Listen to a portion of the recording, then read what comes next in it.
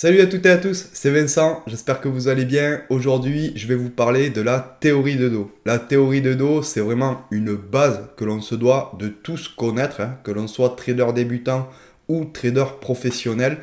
Cela permet, avec la théorie de dos, de savoir dans quel sens va un mouvement de manière graphique. Si vous voulez, il y a plusieurs unités de temps, il y a plusieurs tendances, il y a des cycles aussi. Il peut y avoir une théorie de dos qui est haussière sur du 1 minute alors que le cycle en 4 heures est baissier. Mais ça va grandement nous aider à connaître ce que le marché fait à un instant T du moment où on sait aussi qu'il y a des cycles de marché sur différentes time frames. Alors là, je vais vous exposer la théorie de dos. C'est vraiment une théorie qui est très simple que vous devez de connaître et d'appliquer surtout sur les marchés financiers. Moi, j'ai vu de nombreux traders qui connaissaient la théorie de dos, qui avaient une méthode avec des indicateurs ou alors des outils.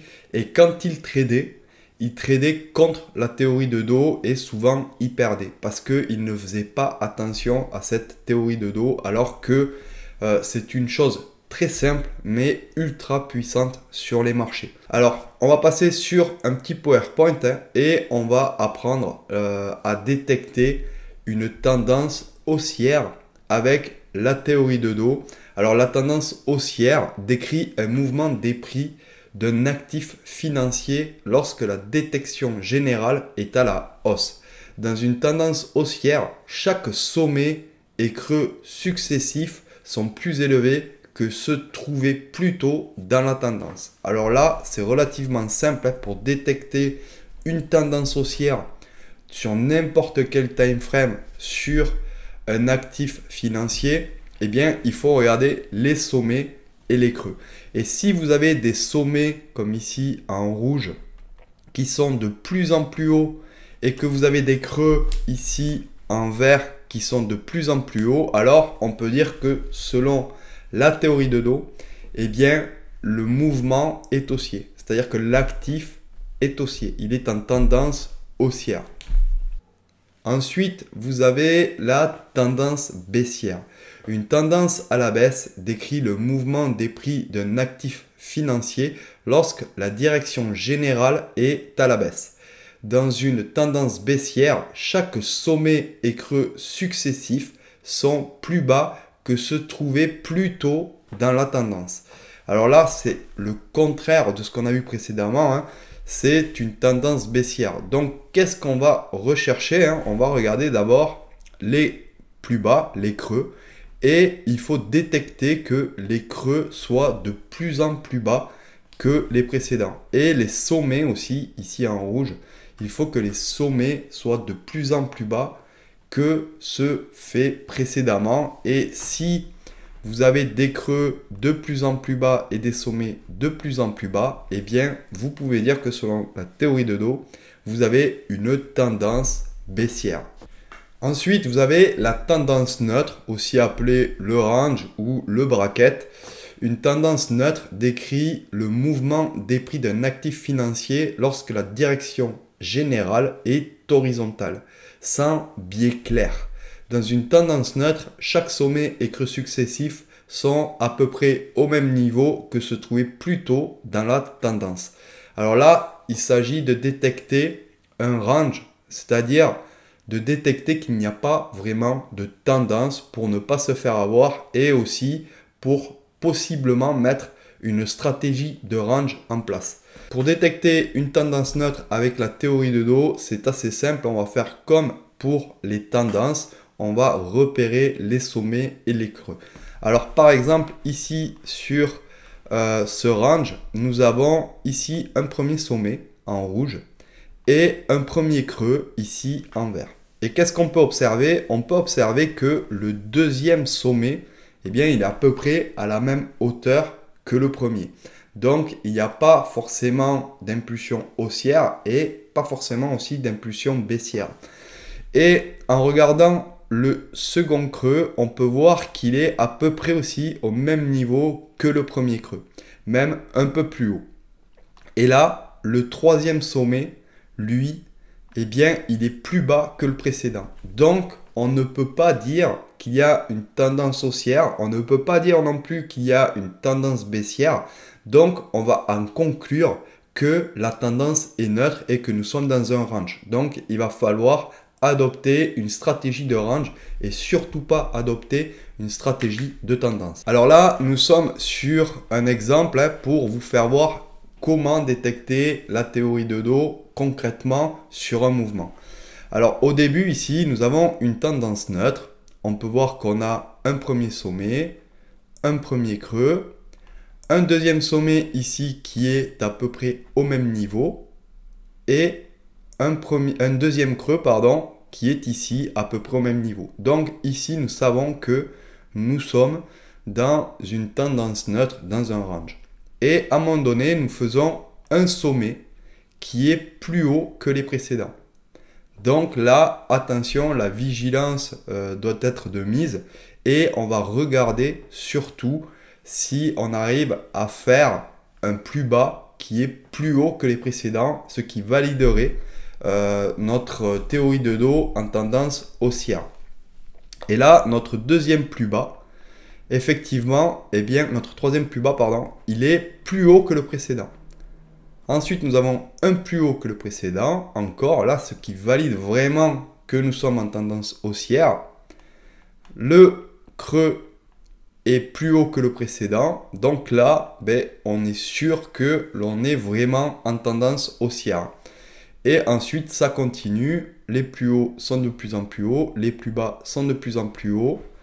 Ici, nous avons encore un plus haut qui est plus haut et un plus bas qui est plus haut. Et là, ici, nous avons un plus haut qui est plus bas que le précédent. Donc, ça peut signifier un retournement ou alors une latéralisation, une tendance neutre.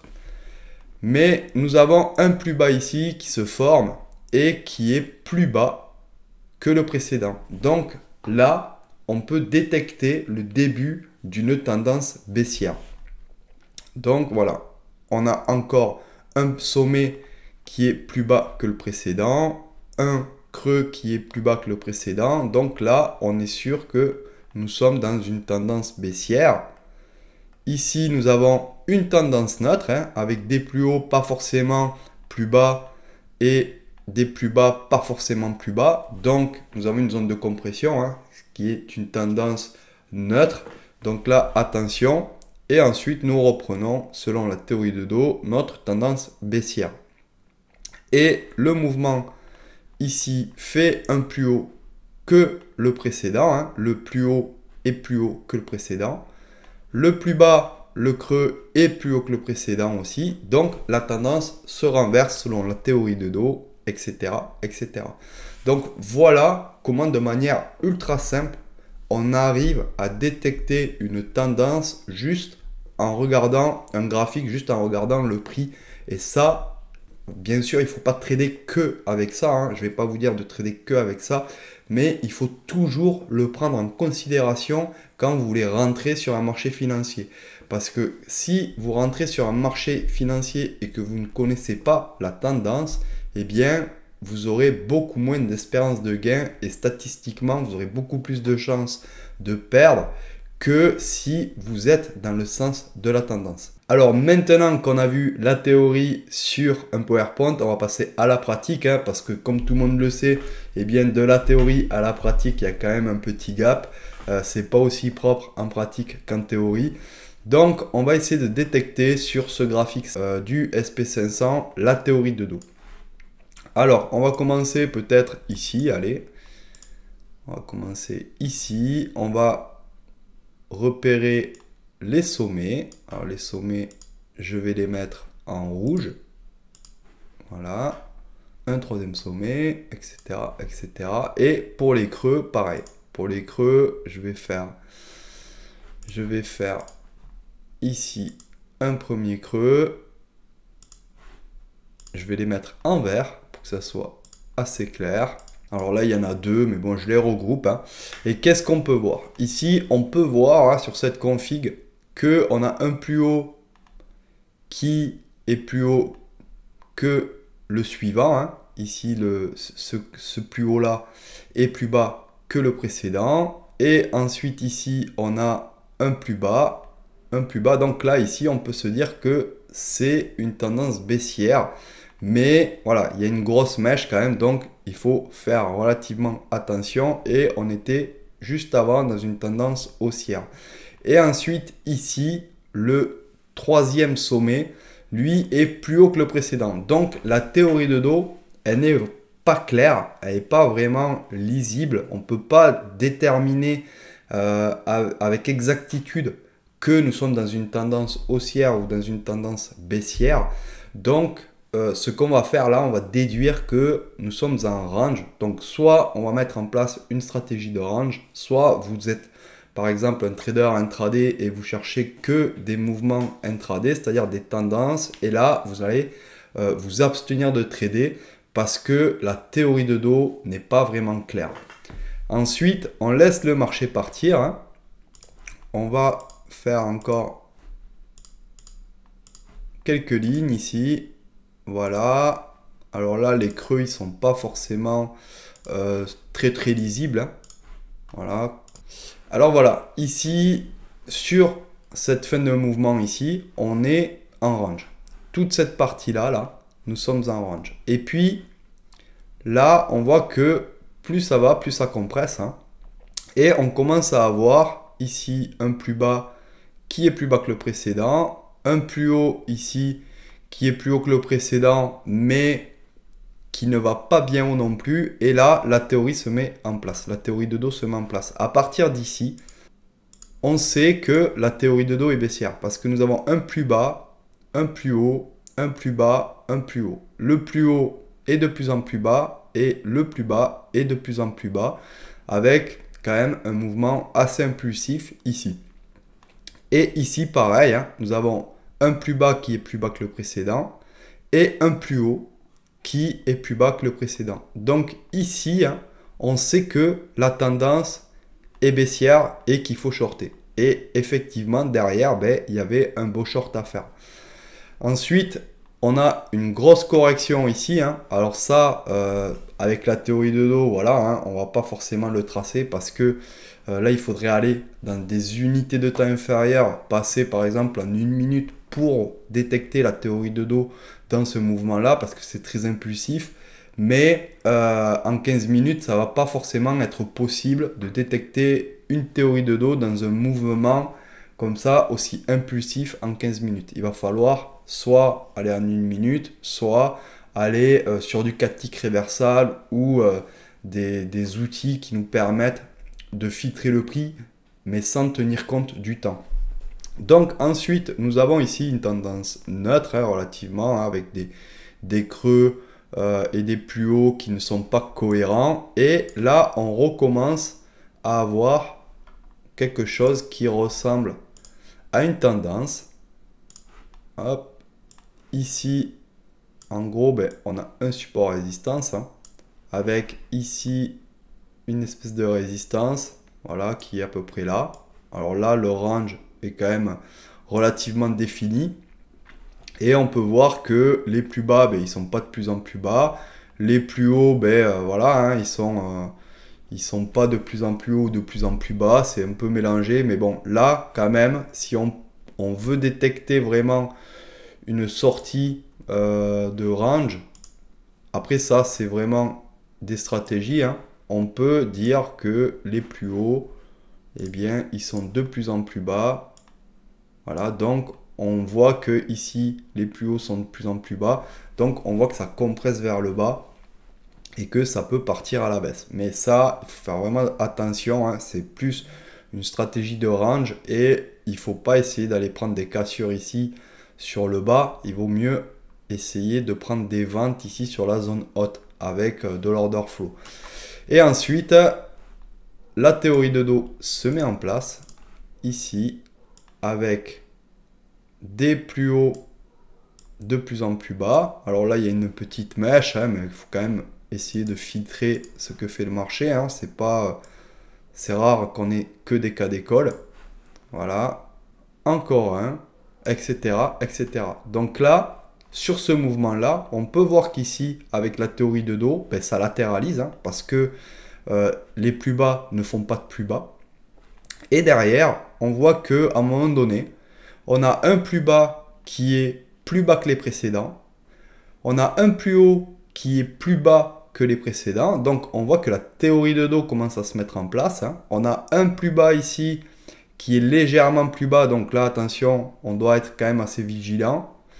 Et ici, on a un plus bas qui est bien plus bas que les précédents. Un plus haut qui est bien plus bas que les précédents. Donc, la théorie de dos s'est mise en place. Et à partir d'ici, on peut savoir que nous sommes dans une tendance baissière en 15 minutes. Donc, il va falloir aller, bien sûr, soit prendre son setup sur du 15 minutes avec un stop relativement large, soit descendre dans des unités de temps et essayer de rentrer dans le mouvement sur une unité de temps inférieure. Alors, comme on a pu voir ici, c'est très important de détecter la théorie de dos. Pourquoi? Parce que quand on connaît le contexte de marché, eh bien, on peut avoir des espérances de gain par rapport à vos stops qui est considérable. On peut avoir des risques-reward beaucoup plus importants quand on connaît la tendance que quand on ne connaît pas la tendance. Moi, la théorie de dos, je l'utilise au quotidien sur du 4 tick reversal, sur du 5 minutes, sur du 30 minutes, du 4 heures, etc.,